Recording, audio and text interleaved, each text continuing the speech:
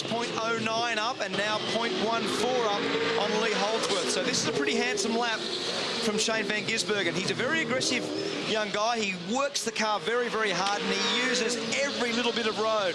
And normally at these styles of tracks, for that much effort, as he comes onto the straight using every bit of road again, for these sorts of circuits, that level of commitment, you get a reward.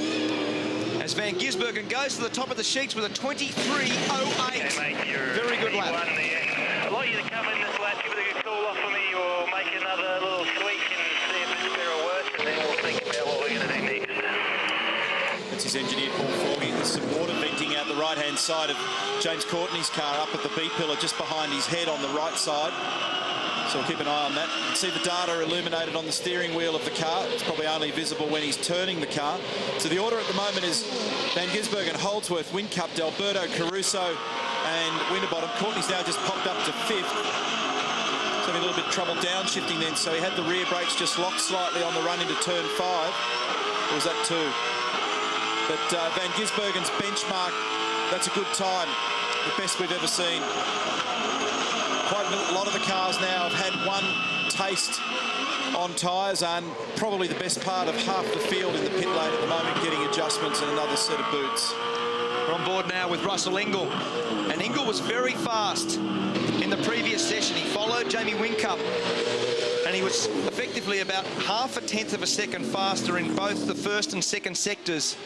And at the moment, he's only 0.15 down on Van Gisbergen. So Russell Ingall's speed has been impressive.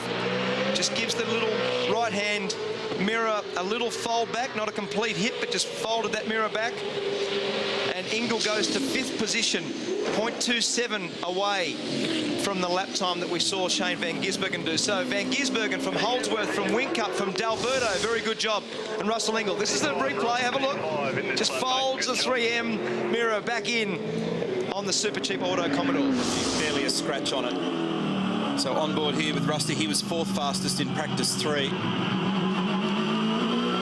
And he'd be happy with that, Neil, because he has been a very, very good racer. He's always strong in the race. He's a very good competitor, and his outright lap speed at this point of the weekend looks like they're in for a good ITM 400. This is Craig Lowndes. As Neil said before, Lowndes was fastest in the previous session.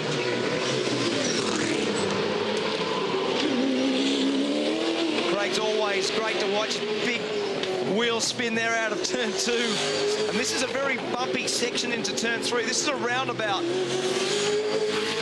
normally, and the way that the cars get off that roundabout, they use every bit of road. There's a little point on the wall that you aim the car for, and this is a real point of conjecture. This chicane in the back straight that we've seen tyres located at those corner points over the years. We're trying some new technology there over the weekend, and there's only one set of tyres being used, which has probably actually helped the overall speed of that chicane. Well, a little run wide there for Lowndes. Slowed it up. He slowed it up after they called him to let him know that he'd gone through that chicane. Doesn't look good here for David Reynolds.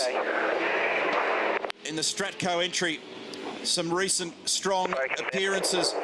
There's a lot of smouldering, and has he made contact with the fence over there? We'll have to wait and see whether there's more information attached to all this. Can you keep going? They have actually triggered a red flag. And that's at turn 2. The car's parked up on the inside curb, and there's obviously a major engine failure. You can see the amount of oil and water and stuff coming out of glycol, coming out of the back of the Stratco Commodore. That car's prepared by Kelly Racing. It's the 4th car in that family of cars with Greg Murphy's Pepsi Max car, in addition to the Jack Daniels Commodores. James Small on the radio, but I was interested. I was about to make the remark. They said bring it back, which made me think it wasn't an oil pressure thing. But now they're saying shut it down. Turn it off. So there they are in the Stratco bunker there. So the reason they have the ability to be able to make those judgment calls is they're seeing telemetry, which is live radio information being beamed out of the car. So David's now parked the car off to the side. They'll have an oil pressure drama, and they need to park it before they see mounting invoices attached to that. And he did a good job, because he ran the car offline with that fluid coming out of the Stratco Commodore, but the problem is that at some stage you've got to cross the racing line, which was effectively on the exit of turn 3 as Dave gets out of the car.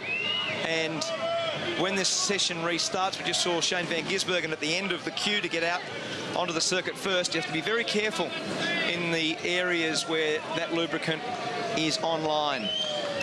And there are all kinds of different reasons for this. It may not be as simple as you sometimes guess from the outside. When you climb curbs like you do at this racetrack, it's very easy to pluck oil feed lines off the car, and it looks a lot more catastrophic than it might otherwise be. That's Jamie Whincup at the helm of car number 88. We had to adjust our brains around that at the beginning of the year. We're accustomed to seeing him with the number 1 on the car. Whincup with a great margin in the championship at the moment going into this 3rd event. So we'll take a break. The field is back in pit lane while they work to clear David Reynolds' Stratco Holden. We'll be back in just a moment.